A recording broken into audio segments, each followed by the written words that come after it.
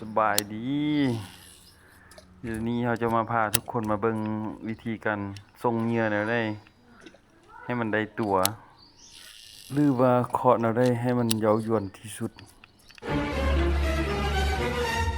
อุ้ย